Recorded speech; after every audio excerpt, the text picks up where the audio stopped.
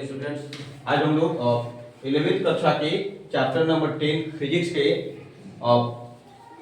Lecture number 4 देखने वाले हैं। इसमें तरलों का यांत्रिक गुण हम लोग देख रहे थे। ठीक है, इसके चैप्टर का नाम है तरलों का यांत्रिक गुण और हम लेक्चर नंबर 4 देख रहे हैं। ठीक है, इसके अंतर्गत हम लोग गेज दाब देखेंगे। ठीक है, गेज दाब के बाद हम लोग देखेंगे दाब का मापन कैसे होता है, कौन कौन सा मात्रक यूज किया जाता है वो देखेंगे। द्रव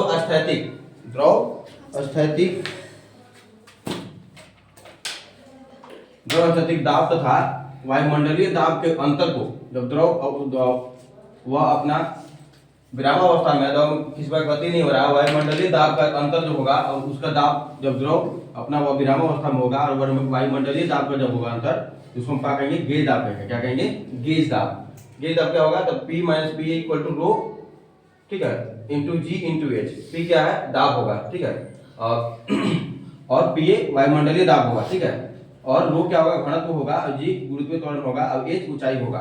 दाब P बराबर क्या हो जाएगा, माइनस हो जाएगा, प्लस हो जाएगा PA plus rho into G into H। तो हम इसको क्या कहेंगे, परम दाब कहेंगे, एब्सोल्यूट प्रेशर कहेंगे। क्या कहेंगे, एब्सोल्यूट प्रेशर ना। किसी बिंदु पर द्रव स्थैतिक दाब, उस बिंदु की द्रव स्थैतिक दाब क्या होता है, उस बिंदु की ऊपरी तल से गहराई कितना है और द्रव का घनत्व कितना है, गुरुत्वीय त्वरण पर निर्भर करता है। ठीक है, गुरुत्वीय त्वरण मतलब G। ठीक है, घनत्व गुरुत्व का आप लिख सकते हैं G ना, और घनत्व क्या लिखेंगे आप, गहराई H हो गया, द्रव का घनत्व हो गया रो। ठीक है, इस पर निर्भर करता है। ठीक है, जबकि द्रव की मात्रा बर्तन के आकार तथा बर्तन के अनुप्रस्थ क्षेत्रफल पर निर्भर नहीं करता। ठीक है, द्रव की वह द्रव की मात्रा कितना है, बर्तन का आकार कैसा है, बर्तन का अनुप्रस्थ क्षेत्रफल कैसा है, इस पर कोई डिपेंड नहीं करता था। ठीक है, अच्छा, द्रव चालित विरोधाभास क्या होता है, हाइड्रोस्टैटिक्स पैराडॉक्स, ये क्या होता है देखेंगे। जैसे कि हम लोग देख पा रहे हैं कि बर्तन तीन है, तीनों में अलग अलग मात्रा में द्रव भरा हुआ है, लेकिन तीनों का गहराई समान है। ठीक है, तो तीनों के द्वारा यहाँ पर जो इसके तल पर जो दाब लगेगा बराबर लगेगा, लेकिन हालांकि दाब लगना चाहिए था ज्यादा, जिसमें द्रव ज्यादा हुआ, लेकिन यहाँ पर ऐसा बात नहीं है। ठीक है, यहाँ पर गहराई जितना होगा, गहराई के हिसाब से बनी के सबकी गहराई अगर बराबर है तो दाब बराबर लगेगा। इसी को हम बोलेंगे चित्र में तीनों पात्रों A, B और C में अलग अलग मात्रा में द्रव है, जबकि तीनों में अलग अलग मात्रा में द्रव है, जबकि इनके सतह पर, ठीक है, इनके सतह पर दाब समान होता है, दाब जो है समान मात्रा में होगा। ठीक है, यह द्रव स्थैतिक विरोधोक्ति कहलाता है। ठीक है, द्रव स्थैतिक विरोधोक्ति का उदाहरण है। अब देखेंगे दाब का मापन कैसे करते हैं। दाब का मापक यंत्र होता है बैरोमीटर। क्या होता है, बैरोमीटर।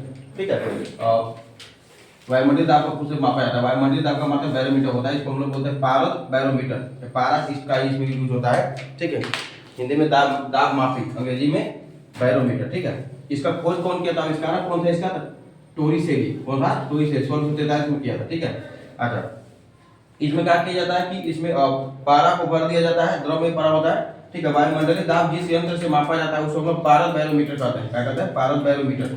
ठीक है, बिंदु A पर P बराबर 0, यहाँ पर दाब जो है 0 होगा, न्यूनतम दाब प्रवाह।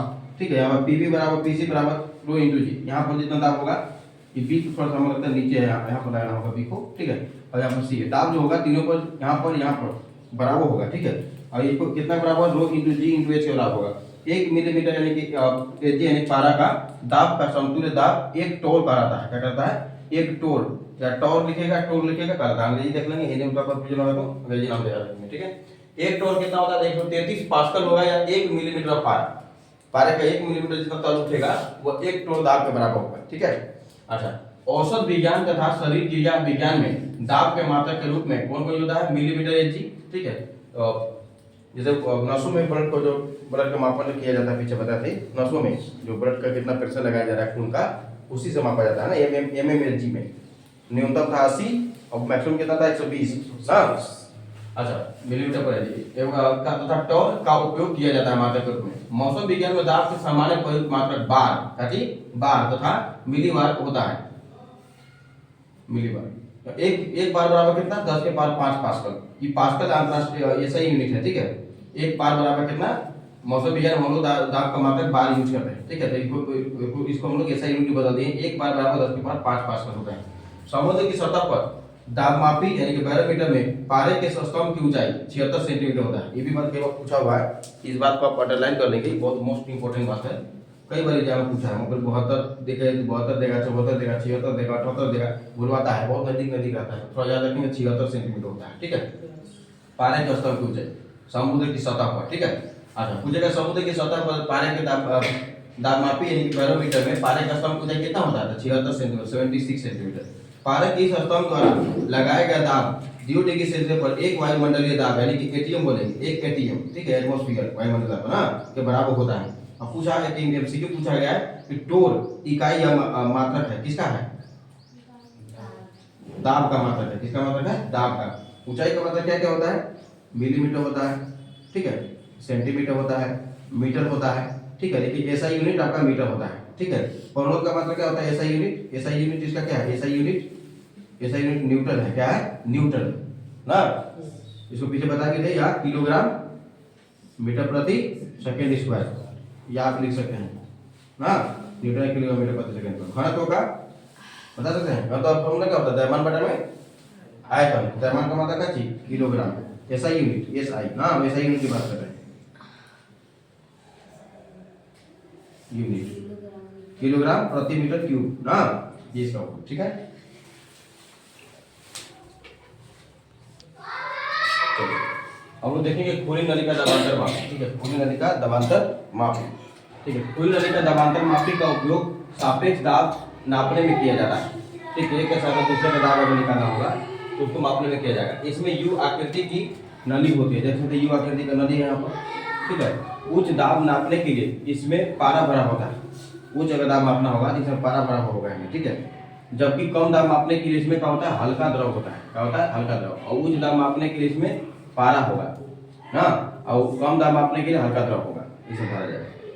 इस नली का एक सिरा खुला होता है, एक सिरा खुला यहाँ पे है, ठीक है, जबकि दूसरा सिरा एक पात्र से जुड़ा होता है, इस पात्र से जुड़ा है, ठीक है, जिसके दाब पी की मापन कर रहा है। इसमें कितना दाब लग रहा है उसका मापन करना है। साम्य अवस्था की स्थिति में बाई भुजा के न्यूनतम बिंदु पर, बाई भुजा के न्यूनतम बिंदु यहाँ है, यहाँ पर दाब कितना होगा? तो P प्लस H1, हाँ, H1 इंटू H1 ही रहा है, मान लीजिए H1 इंटू रो इंटू जी, हाँ, तो अगर रहा जी गुरुत्व त्वरण है, ठीक है। H1 ऊंचाई तक उठा हुआ है, यहाँ पर H2 ऊंचाई तक उठा हुआ है, तो उसमें दिया गया न्यूनतम बिंदु का दाब दाईं भुजा का, दाईं भुजा का देखिए H2 ऊंचाई तक उठा हुआ है, ठीक है। वायुमंडलीय दाब जोड़ेंगे इसमें Pa plus H2 rho into H2 into rho into g, H2 into rho इसका घनत्व रहेगा, जी रहेगा गुरुत्व त्वरण, ठीक है। न्यूनतम बिंदु का दाब दाईं भुजा के न्यूनतम बिंदु के दाब के बराबर होगा, मतलब इधर वाला दोनों का दाब क्या होगा? बराबर होगा। यानी दोनों बराबर होगा तो उस कंडीशन में Pa इधर ले आएंगे, माइनस हो जाएगा, plus H1 into rho into g उधर चला जाएगा, माइनस हो जाएगा ना, प्लस इसमें से रो इंटू जी कॉमन ले लेंगे, H2 माइनस H को हम लोग लिखें, ये जहाँ यहाँ H2 माइनस H हम लिखेंगे, H2 माइनस H को क्या लिखेंगे हम लोग? H लिखेंगे, ठीक है। इसी को H2 माइनस H लिख दिया गया है। P बराबर क्या है? रो इंटू जी कॉमन लिया गया था, H2 माइनस H हो जाएगा, हाँ H1 है, 1 है, ठीक है। यहाँ पर पास्कल के नियम, यहाँ पर अच्छा पास्कल के नियम आगे बोले हैं। P बराबर का निरपेक्ष दाब हो गया, ठीक है। P माइनस Pa का हो गया वायुमंडलीय दाब, सापेक्ष दाब होगा, Pa आपका वायुमंडलीय दाब है। अब देखेंगे पास्कल के नियम का दो अनुपात हो गया, हाइड्रोलिक प्रेस और दूसरा हाइड्रोलिक ब्रेक, ठीक है। देख सकते हैं यहाँ पर जब दाब लगाया जाता है, ठीक है, यहाँ भी यहाँ जब दाब लगाया जाता है तो भारी वस्तु उठ जाता है, जैसे कि आप देख सकते हैं कि किसी गाड़ी वगैरह का जहाँ पर सफाई किया जाता है, कार वगैरह हो गया, स्कॉर्पियो वगैरह हो गया, धोने के लिए वहाँ पर इसका यूज किया जाता है। यहाँ पर इसको दबाया जाएगा जैसे जैसे, ठीक है, कम क्षेत्रफल वो, ठीक है, यहाँ पर ये ज्यादा दाब लगाएगा, जिसके चलते ये वस्तु का होता है ऊपर उठ जाता है, ठीक है, वस्तु हो गया, कार वगैरह जो भी होगा, ठीक है। इसमें एक अनुप्रस्थ काट क्षेत्रफल का एक छोटा पिस्टन द्रव पर एक बल F अर्पित करता है, स्मॉल बल F अर्पित कर रहा है, छोटा क्षेत्रफल है ना, तो दाब कितना हो जाएगा? बल बराबर क्या होगा? दाब गुणा क्षेत्रफल, तो A बराबर P इंटू A हो जाएगा, ठीक है। पिस्टन द्रव पर एक F बल आरोपित करता है, आगे देख सकते हैं। यह दाब P बराबर F बाई A बिना क्षीण हुए, P बराबर F बाई A है ना, अलग नहीं है, उसी में है, F बटा A जो दाब लगा है, बिना क्षीण हुए संयोजक पाइप के द्वारा, ठीक है, संयोजक पाइप के द्वारा बिना क्षीण, बिना कमजोर हुए बड़े बेलन में संचयित हो जाता है, इस बेलन में संचयित हो जाएगा। तो उसके बाद जिसके कारण पिस्टन का क्षेत्रफल A है, जिसका पिस्टन का क्षेत्रफल कैपिटल A इसका लिया हुआ, कैपिटल A है पिस्टन का क्षेत्रफल, ठीक है, और द्रव का दाब समान होता है, ठीक है, जबकि पाइप के दोनों ओर दाब का मान समान होगा, इधर और इधर दोनों का जितना दाब होगा बराबर होगा दोनों, ठीक है, समान होना चाहिए। तो P बराबर क्या हो जाएगा? इधर का दाब और इधर का दाब दोनों बराबर हो जाएगा। यहाँ पर बल लग रहा है एक और क्षेत्रफल A है, A बाई है, यहाँ पर बल F है, क्षेत्रफल A है, A बाई है, ठीक है। F इक्वल टू यहाँ पे क्या हो जाएगा? ये दोनों को इक्वल करेंगे, F को मान कैसे निकालेंगे? ये गुना हो जाएगा, ये भागे में एडजस्ट करता है, ये दोनों का मान यहाँ आ गया, क्योंकि A छोटा है, क्योंकि ये स्मॉल A जो है, स्मॉल A क्षेत्रफल है, ये वाला कैपिटल A क्षेत्रफल है, यहाँ पर चूंकि ए का मान क्या चाहिए बड़ा है, ठीक है, जिस कंडीशन में अब ए छोटा है, जब छोटा भाग देंगे तो बड़ा मान प्राप्त होगा, यानी कि ये पिका होगा कैपिटल ए में, यहाँ पे यानी कि यहाँ पर ज्यादा बल लगेगा, ठीक है, अर्थात बड़े पिस्टन पर लगने वाला बल लगाए गए बाह्य बल की तुलना में क्या होता है, अधिक होता है, ठीक है, ठीक है। इसका उपयोग भारी वस्तु को उठाने में तथा पिस्टन एवं भारी प्लेटफॉर्म को आधार के मध्य वस्तु को दबाने के लिए किया जाता है इसका उपयोग, ठीक है। अब हम लोग नेक्स्ट वीडियो में देखेंगे हाइड्रोलिक ब्रेक, ठीक है।